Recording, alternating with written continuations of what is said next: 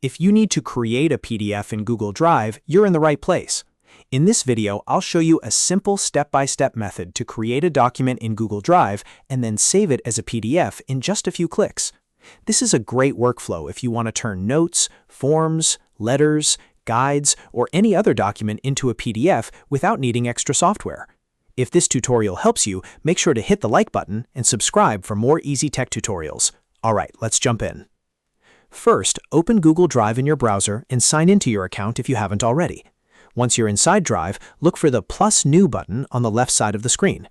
Click that button to open the Create menu. From there, choose Google Docs.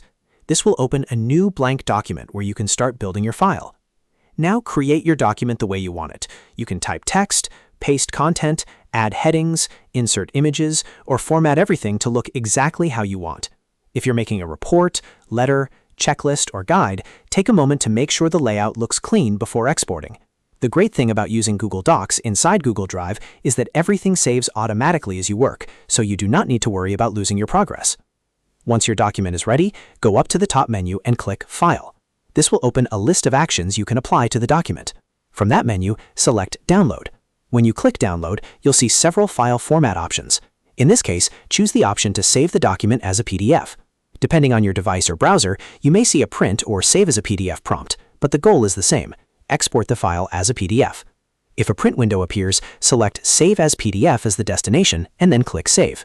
After that, choose where you want the file stored on your computer, give it a name if needed, and confirm the download.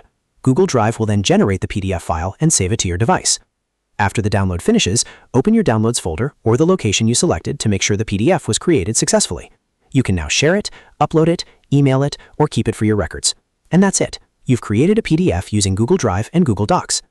If you found this tutorial useful, please like the video and subscribe to the channel for more quick and easy how-to guides. Thanks for watching, and I'll see you in the next one.